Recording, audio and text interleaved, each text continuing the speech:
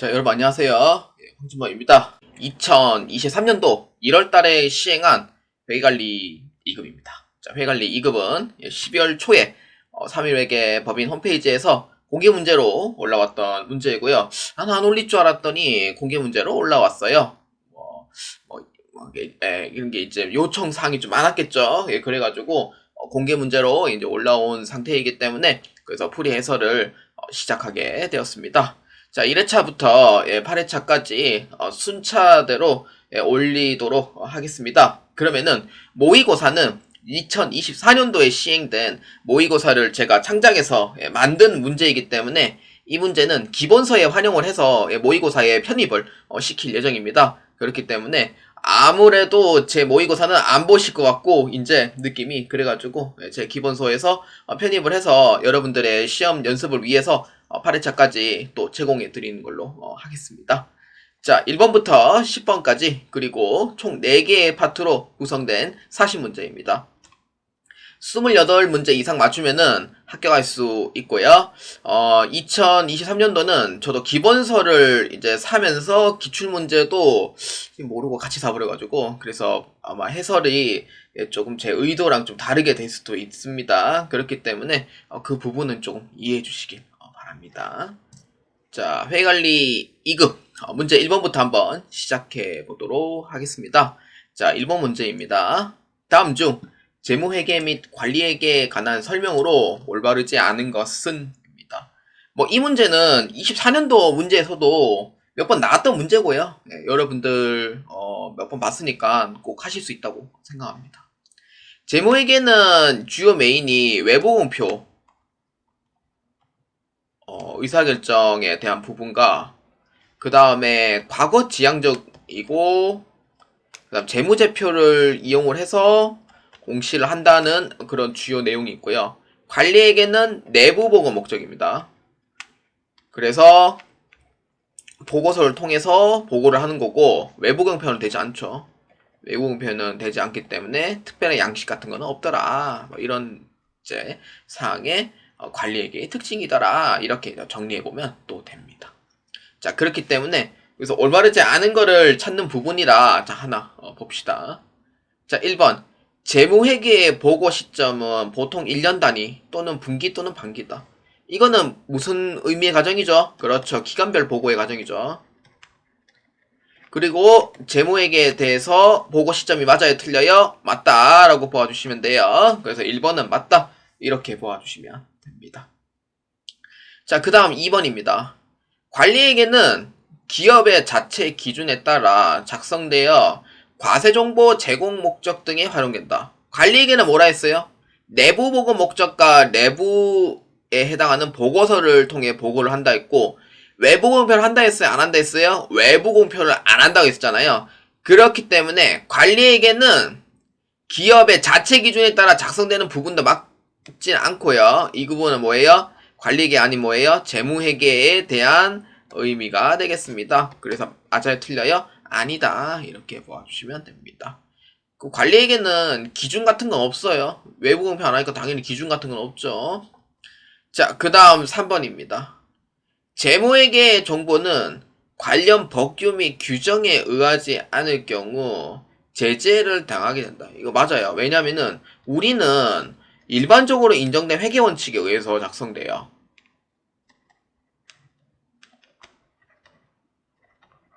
이게 뭐예요? 소위 말해서 일반 기업 기준이죠. 일반 회계 기업 기준. 물론 이제 중소기업 특례로 이제 부분에서도 있긴 하지만 그 다음에 또 뭐가 있어요? KIFRS가 있죠. 이거 규칙이 있어요? 없어요? 규칙이 있는 거죠. 규칙이 있고 그 다음에 원칙이 있는 거고. 원칙 중심은 뭐예요? IFRS예요. 규칙 중심 뭐예요? 일반적으로 인정된 회계 원칙에 의하고 있어요. 그렇기 때문에 관련 법규 및 규정에 의하지 않을 경우 제재당하게 된다는 건 맞아요? 틀려요? 맞는 얘기가 되죠. 재무보고를 통해서 우리는 5가지의 재무제표를 보고를 해야 되는데 5가지 재무보고를 안 하고 내가 3가지만 보고를 해요. 맞아요? 틀려요? 아니라는 거예요. 이거는 규칙 자체 위반이 되는 거기 때문에 3번에 대한 부분은 제재를 당하게 되는 부분도 맞습니다. 심한 경우 뭐예요? 상장 폐지도 고려할 수도 있는 거죠. 특히 코스닥이나 코스피에 이제 되어 있는 회사 같은 경우에는 상장 폐지 당할 수도 있죠. 그렇기 때문에 불이익을 당하게 되는 부분은 맞다 이렇게 되는 거예요. 그 다음 4번 재무회계 관리에게 모두 정보 이용자에게 목적 적합한 정보를 제공하기 위해 작성한다. 관리에게는 누구한테 보고를 하죠? 내부자 보고죠. 내부자 보고하면 주로 누구냐면은 임원이라든지 아니면은 대표이사라든지 뭐 이런 분들이 이제 내부자 보고고, 재무에게는 외부와 내부 보고를 두 개 다 하고 있죠. 그래서 이해관계자를 끌어오기 위해서. 그렇기 때문에 목적 적합한 정보를 제공해야 하네요. 한다라는 의미가 돼요. 왜냐? 내부 보고 목적이기 때문에 당연히 내부 보고 이용자들이 보고 의사결정을 하겠죠.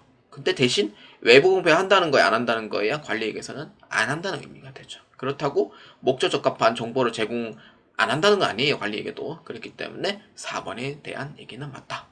그러면 이에 틀린 거 몇 번입니까? 그렇죠. 정답은 2번으로 체크해 주시면 되겠습니다. 자, 회계관리 2급 문제 2번입니다.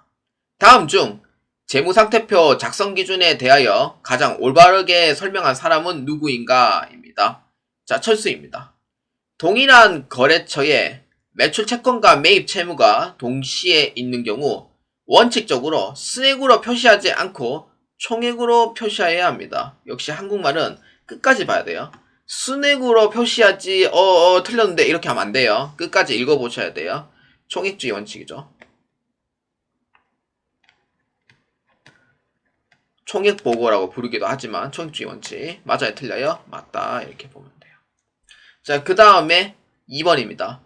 건물은 보유 목적과 관계없이 유형자산으로 분류해야 합니다. 이거 맞아요, 틀려요? 이건 조금 위험한 발언이죠. 자, 보유 목적이 두 가지 목적이 있어요. 뭐예요? 하나는 투자 목적, 투자, 투기 목적입니다. 그러니까 아파트가 이렇게 있으면은요, 아파트가 이렇게 있다고 치면은 이 아파트를 시세 차익 목적으로 할 거냐. 요새 아파트 부동산 가격 내려가는 경우도 있죠. 서울 뭐 이런 데 빼고는 내려가죠. 그러면은 시세 차익 목적으로 할 거냐, 아니면은 내가 노후에 임대 목적으로 할 거냐. 임대로도 제대로 받을 수 있으면 다행이죠. 임대 목적으로 할 거냐, 이런 의미예요. 임대 목적이라고 하면은 투기 목적이라보다는 약간 좀 영업 목적에 좀 생각할 수도 있고요. 투기 목적에 대한 부분도 생각할 수도 있어요. 내가 사는 게 아니니까 생각해보면. 그래서 시세 차익이나 임대 목적이나 대한 부분은 투자 목적이 좀 강한 거죠. 근데 임대 목적은 내가 순수하게 진짜 임대업이다 그러면은 수익으로 보는 게 맞는 거고, 그러니까 내가 투기나 투자 목적이냐 라는 부분, 이런 것도 있습니다. 그 다음에 순수 내가 영업할 목적으로 이용을 할 거냐, 내가 직접 운영을 해서 내가 직접 한다든지 그런 부분에서 나눠지는 거죠. 투자인 경우에는 뭐예요? 투자 부동산으로 회계 처리해요. 계정 과목이 달라요. 영업 목적은 뭐예요? 건물로 처리해야 되는 거죠. 그래서 건물은 보유와 관계없이라고 돼 있지만 그 얘기가 맞아요, 틀려요? 아니라는 것 같아요. 그래서 2번에 대한 부분은 틀렸다라고 보아주시면 됩니다. 자, 그 다음 3번입니다. 지연입니다. 재무상태표 금액이 큰 자산의 순서로 보여줘야 됩니다. 금액이 큰 자산의 순서? 이거 뭐예요? 이거 맞아요, 틀려요? 여러분들 이거 3번 이거 유동성 배열법 생각하면 안 돼요. 유동성 배열법은요, 현금하고 보통이익은 금액이 유형자산, 무형자산 금액보다 낮습니다. 낮아요. 금액이 큰 자산의 순서로 보여줘야 한다? 이거 유동성 배열법에 대한 얘기가 맞다 했어, 아니다 했어요? 아니라고 했었죠. 그래서 이거 착각하시면 안 돼요, 절대로. 절대 착각하시면 안 됩니다. 이거 순수히 낚는 문제예요. 낚이냐 안 낚이냐 문제예요. 2번하고 3번도. 그 다음에 4번. 손익거래에서 발생한 잉여금은 자본잉여금으로 구분해야 됩니다. 손익거래 발생 잉여금은 자본잉여금이 아니고 이익잉여금이죠. 자, 이거는 구분계산의 원칙이죠. 구분계산의 원칙은 자본금, 자본잉여금. 자본잉여금은요, 주식거래에 대한 부분에서 생기는 부분이 자본잉여금이고요. 그 다음에 이익잉여금, 기타 포괄손익 누계, 그 다음에 자본 조정 5가지 나눠져 있죠. 이렇게 돼 있잖아요. 그렇기 때문에 이렇게 5가지로 구분되어 있기 때문에 그래서 목적에 맞는 따라서 구분 계산해야 되는데 맞아요 틀려요? 아니라는 거죠. 이익 잉여금에 대한 설명이잖아요. 그래서 아니다라는 부분이 되는 거예요. 자, 그러면 올바르게 설명한 사람 누구예요? 철수가 올바르게 맞다라고 보아주시면 되겠습니다. 자, 헷갈리지 않도록 2번과 3번 주의해 주시길 바랍니다. 자, 회의관리 2급 문제 3번입니다. 다음은 주식회사 3일에 제11기 기초와 기말 재무상태표입니다. 당기 중 추가적인 자본거래 및 배당금 지급 등이 없다고 가정할 때 3일에 2021년도 당기순이익은 얼마인가? 입니다. 이 문제 2024년도에선 출제된 바가 없어요. 그러니까 이런 형태의 문제가 출제된 바가 없습니다. 그렇기 때문에 23년도까지만 나오고 24년도는 거의 안 나왔어요. 조금 아쉽습니다. 자, 봅시다. 기초 재무상태표. 이 문제는요, 자본 등식에 대해서 알아야 돼요. 자, 자본 등식 재산법이 좀 헷갈려가지고. 그래서 이거는 자산에서 부채 빼면 뭐예요? 자본입니다. 이거에 대해서 알아야 돼요. 자산에서 부채 빼면 자본. 기초는 기초 따로, 기말은 기말 따로 하셔야 돼요. 그래서 왼쪽은 전체 뭐예요? 자산. 오른쪽은 뭐예요? 부채 플러스 자본. 오른쪽 것도 같아요. 그렇기 때문에 이 문제에서는 봤을 때 자산에서 부채 빼면 자본이다 라고 했었어요. 그렇기 때문에 자산의 합계금액 얼마? 4,400원에 기초에 부채 합계금액 얼마예요? 차입금까지 1,600원. 그러면은 얼마예요? 448, 2,800원. 그러면 기초 자본에 해당하는 금액이죠. 그럼 여기에서 기말 자본 얼마예요? 기말 자본 이 두 개가 되네요. 기말 자본은 2,800원에서 800원. 즉 자산은 4,900원, 부채는 1,300원. 그러니까 매입 채무와 차입금만 부채니까. 그러면 기말 자본 금액이 3,600원이 나와야 돼요. 이렇게 되는 거죠. 자, 이해됩니까? 자, 이렇게 해서 일단 자본 등식에 대해서 먼저 알고 계셔야 되는 부분이고요. 그 다음에 이제 아까 얘기했듯이 기초 자본은 2,800원이고 기말 자본은 3,600원이에요. 그러면은 기말 자본에서 기초 자본을 빼요. 그럼 얼마예요? 기말 자본이 3,600원이고 기초 자본은 2,800원. 이거 재산법이죠. 자, 그러면 얼마예요? 당기 순이익 얼마 나와요? 기말 자본이 더 많으니까 얼마 더 높아요? 그렇죠. 800원 만큼 높다라고 보아주면 됩니다. 단위는 100만원 단위라서 800만원이라고 되면 되고요. 숫자만 맞으면 그 답으로 체크해 주시면 됩니다. 그 3번에다 몇 번이에요? 4번으로 체크해 주시면 되겠습니다. 자, 회의관리 2급 문제 4번입니다. 다음 주식회사 3일에 거래와 관련한 대화에서 확인되는 사건 중 회계상 거래에 해당되지 않는 것은 입니다. 자, 1번 한번 봅시다. 유부장입니다. 지난달 화재로 인해 공장에 보관 중이던 상품들과 기계장치가 소실되는 사건이 발생했습니다. 이로 인하여 우리 회사가 많은 금전적 피해를 입었습니다. 자, 일단은 지금 문제가 회사의 공장에 지금 불이 탔다는 거예요. 그 상품하고 기계장치가 소실되었다라고 보아주면 돼요. 자, 그래서 박 차장 이렇게 합니다. 예, 그렇습니다. 그에 따른 피해를 신속하게 복구하기 위해 최선을 다하고 있으며 소실된 제품을 재생산하기 위해 원재료 500만원을 외상으로 구입했습니다. 그러니까 뭐 복구를 한다는 의지인 거고, 그래서 그에 따른 원재료를 구입을 했다라는 의미가 되죠. 자, 그래서 이제 노대리가 얘기합니다. 기계장치 또한 새로 구입하였으며 자금 사정이 여의치 않는 관계로 대금의 일부만 먼저 지급하였습니다. 그러니까 기계장치 탔으니까 기계장치도 구입을 했다라는 의미가 되는 거죠. 자, 그래서 하사원 얘기합니다. 회사의 신속한 업무 정상화 및 제품 생산활동 촉진하기 위해 직원 5명을 신규 채용할 계획입니다. 이 말이 됩니까? 기존에 있는 사람이 여기에 한 30명이라고 치면은 이 30명은 도대체 그럼 다 내보냈다는 의미가 돼요. 자, 우리 회사 불났어요. 미안한데요. 퇴직금 주고 다 나가세요. 이렇게 얘기할 수 있냐고요. 막대한 피해를 입었던 거는 또 사실인데 그렇게 얘기할 수가 있냐 이거예요. 그리고 하사원이 자, 우리 불탔으니까 5명 더 채용해. 말이 되냐 이거예요. 현실적으로 생각했을 때. 말이 되냐고. 저는 하사원에 대한 얘기는 아닙니다. 왜냐?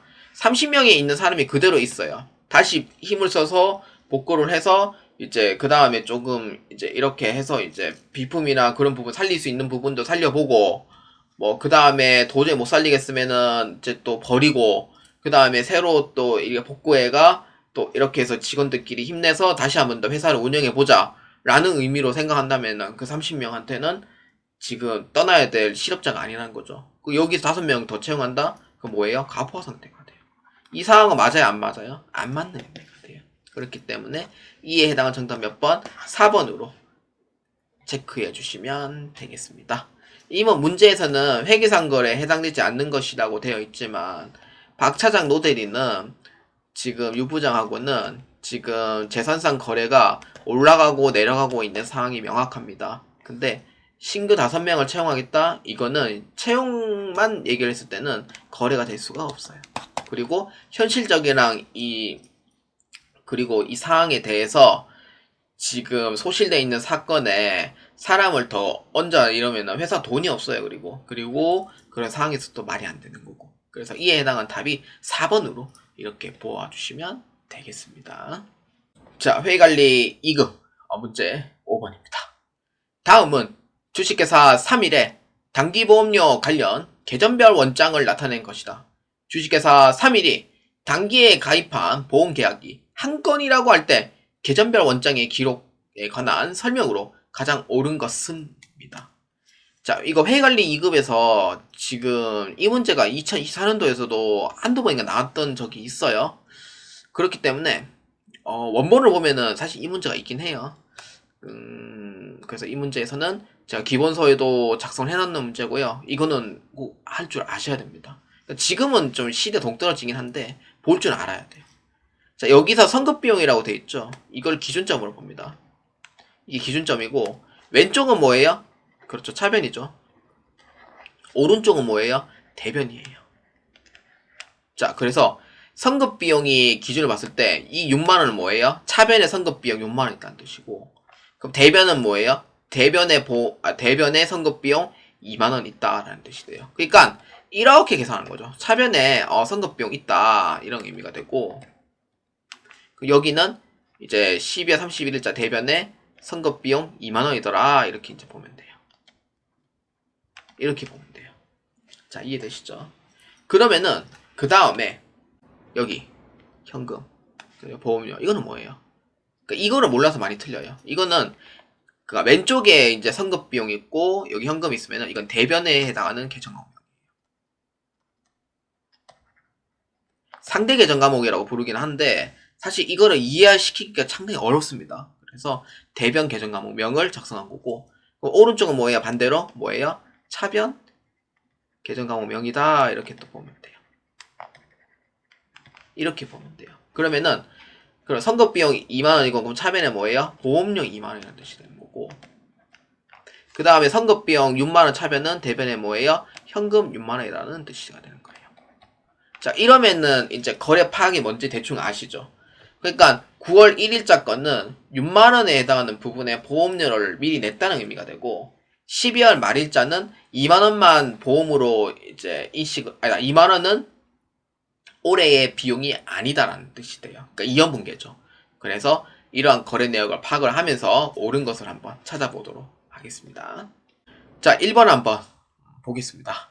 회사의 선급비용은 차기의 보험 서비스를 제공받을 권리이므로 결산일 현재 재무상태표에 6만원으로 인식한다. 자, 보험 서비스를 제공받을 권리가 6만원인데 재무상태표에 6만원 인식한다. 이거 맞아요? 틀려요? 맞아요? 틀려요? 아니죠. 9월 1일에 선급비용 6만원을 했지만 12월 말일자 선급비용 어디로 갔어요? 대변을 갔죠. 2만원을 빼야 돼요? 안 빼야 돼요? 그렇죠. 2만원 빼고 해야 되죠. 그래서 재무상태표에 반영된 금액은 얼마? 4만원이더라. 또 이렇게 이제 보면 됩니다. 그래서 1번에 대한 부분은 아닙니다. 자, 그 다음 2번입니다. 회사는 1개월분 보험료 5천만원이며 손익계산서에 인식되는 단기간 기속분은 2만원이다. 2번에 대한 부분은 9월 1일부터 8월 31일까지 1년치를 계약을 했다 쳤을 때 6만원에 대해서 12달치 나누면 얼마예요? 한 달당 5만원의 비용, 5천원의 비용이 나오게 돼요. 몇 달이에요? 9, 10, 12, 12, 4개월이죠. 그러면 4개월만큼은 비용으로 처리를 하는 거예요. 얼마? 2만원. 그 다음에 나머지 8개월치는 뭐예요? 비용에서 제외를 시켜줘야 되는 거죠. 그러면은 보험료는 5천원이며 손익계산서에 인식되는 단기간 기속분은 2만원이다. 이러면은 맞아요? 틀려요? 맞다라는 의미가 되는 거예요. 그래서 이번에 대한 부분은 맞습니다. 그러니까 선급비용 2만원 빠졌죠. 그러니까 보험료 차변에 2만원 들어갔어요. 이거는 9에서 12월 달에 해당하는 비용 금액입니다. 그러니까 9월 달은 아직까지는 비용으로 처리하지 않고 자산으로 하되 12월 말일자에 문제가 없으면은 그때 내가 비용 처리하겠습니다 라는 의미가 돼요. 그래서 2번에 대한 부분은 맞습니다. 자, 그 다음 3번입니다. 회사는 최초 비용 계정 과목 이용을 하여 회계 처리하였고 결산 조정을 통해 자산 계정 인식하였다. 이거 아니죠. 최초 뭐예요? 자산 계정 과목을 이용을 했고 결산 조정을 통해 비용으로 인식하였다. 이렇게 되죠. 반대로 돼 있죠. 자, 그 다음 4번. 회사의 보험료는 실현주 여건에 따라 손익계산서 4만원으로 인식했다. 얼마예요? 4만원 아니죠. 얼마? 올해에 해당하는 비용 2만원치죠. 반대로 돼 있죠. 그렇기 때문에 이에 해당하는 정답 몇 번입니까? 맞습니다. 2번으로 체크해 주시면 되겠습니다. 자, 회의관리 2급 문제 6번입니다. 다음 중 아래의 보기에 해당하는 거래는 무엇인가? 입니다. 자산의 증가, 부채의 증가. 대부분 이 거래를 봤을 때 부채의 증가가 있다면은 대부분 이제 외상매입금하고 미지급금 정도 생각해 주시면 돼요. 미리 연두를 해서. 그러면 자산의 증가는 뭐냐? 물건을 구입한 거죠. 뭐 상품이나 뭐 건물이나 아니면은 뭐 기계장치를 이렇게 이제 구입을 했다라는 의미가 돼요. 이런 의미로 이제 파악을 해둔다면은 답은 금방 찾을 수가 있을 겁니다. 자, 그러면은 뭐예요? 맞아요. 정답 몇 번? 1번으로 체크해 주시면 되겠습니다. 자, 2번 한번 볼까요? 주식을 발행하여 현금 조달했다. 현금 자체가 대변에 현금으로 처리를 해야 되기 때문에 그래서 이에 대해서 틀린 거고 차변은 주식 발행한다면은 뭐 이제 단기 매매 증권 아니면은 매도하는 증권 뭐 이렇게 이제 회계 처리하는 거죠. 자산의 증가, 자산의 감소 이렇게 되는 거고요.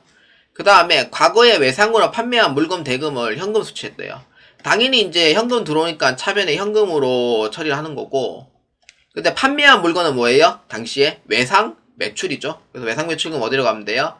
돈과 받을 수 있는 사항에서 권리 상실이 있기 때문에 권리 상실은 대변입니다. 그렇기 때문에 대변으로 처리해요. 자, 이렇게 되고 그럼 자산의 증가, 자산의 감소 이렇게 돼요. 자, 그 다음 4번. 차입금에 대한 이자를 현금으로 지급을 했답니다. 차입금에 대한 이자. 이자는 뭐예요? 이자 내가 주는 거에 받는 거예요? 주는 거죠. 이자 비용이죠. 비용은 차변입니다. 무조건.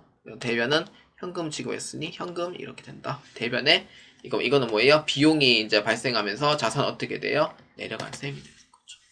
그렇기 때문에 이에 해당하는 거래는 뭐예요? 정답은 1번으로 체크해 주시면 되겠습니다.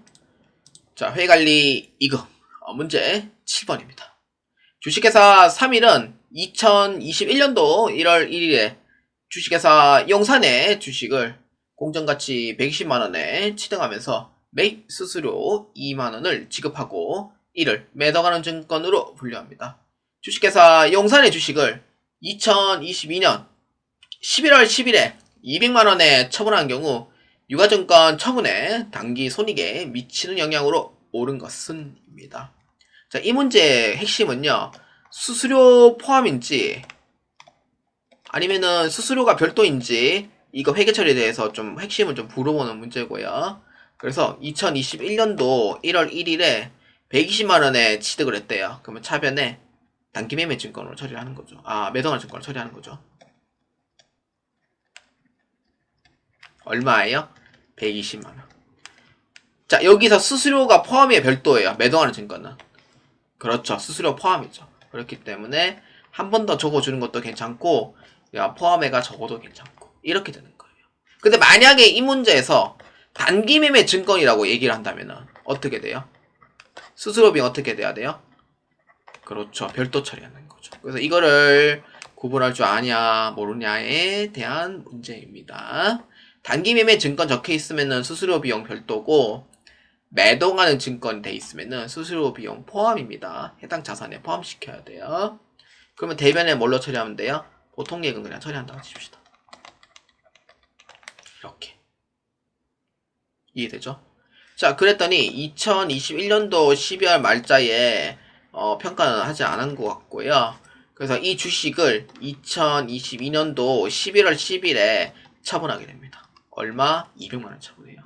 그러면 당시에 내가 투자한 금액만큼 없애주면 되는 거죠. 그러니까 내 손은 이미 떠났으면은 자산이 감소해요. 그래서 얼마냐면은 122만원. 그 다음 차변에 보통예금으로 해당이 돼요. 얼마 받았어요? 200만원. 그럼 나머지 금액은 뭐예요? 78만원은. 그렇죠. 뭐예요? 매도하는 증권 뭐예요? 처분했어요.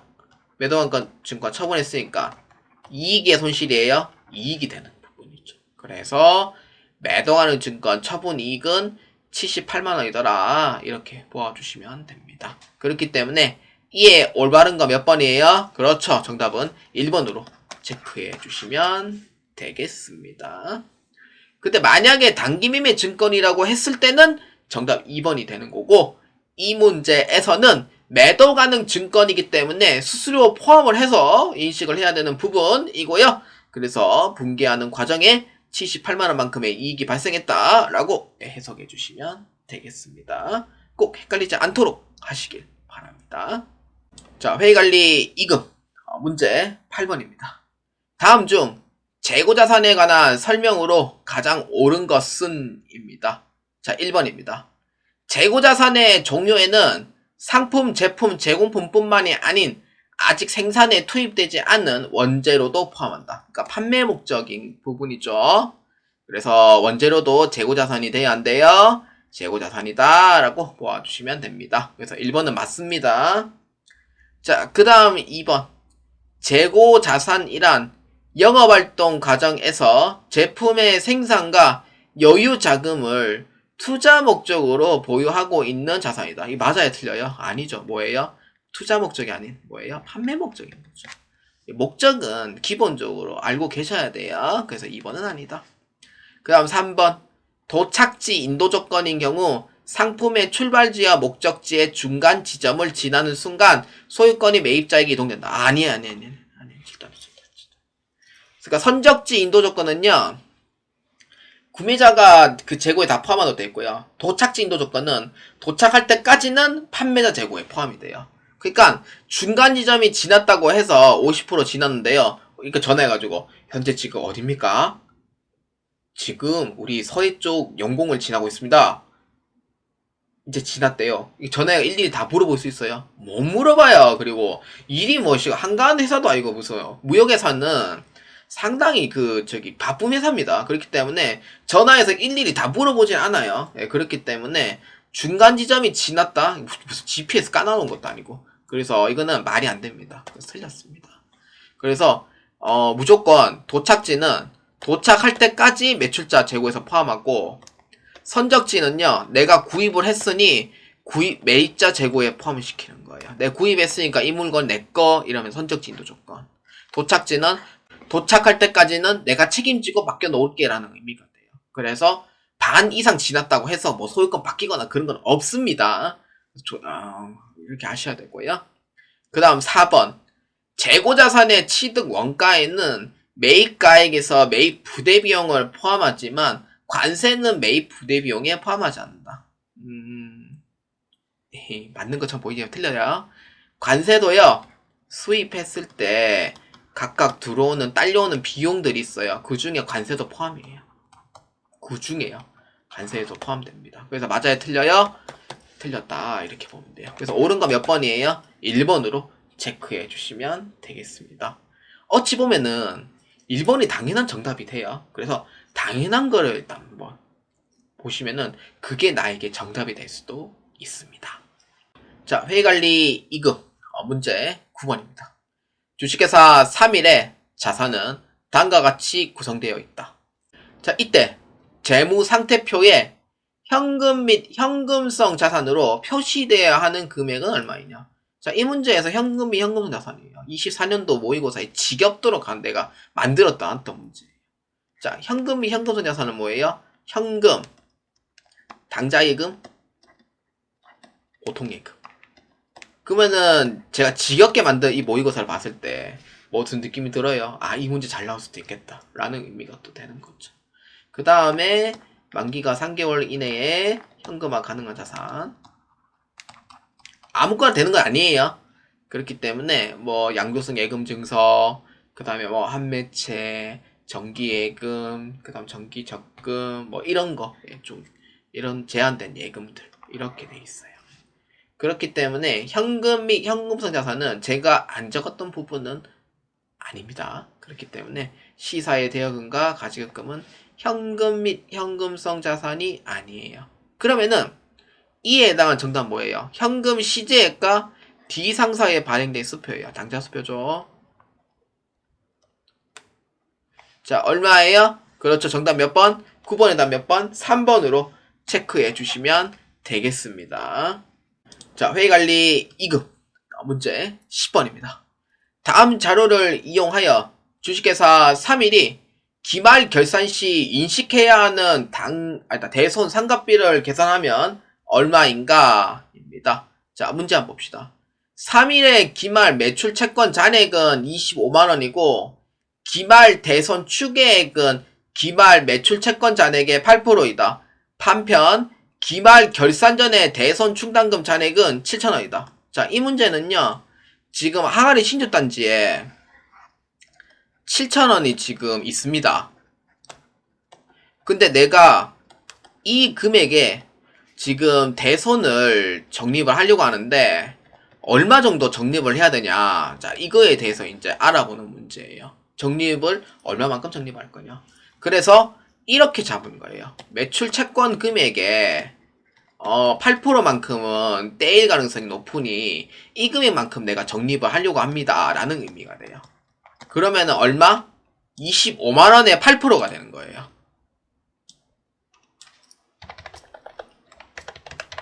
자, 그럼 얼마? 2만원이네요. 자, 2만원만큼 내가 적립을 하려고 해요.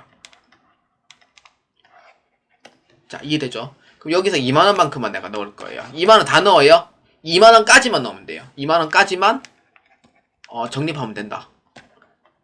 이게 대손 충당금의 보충법이에요.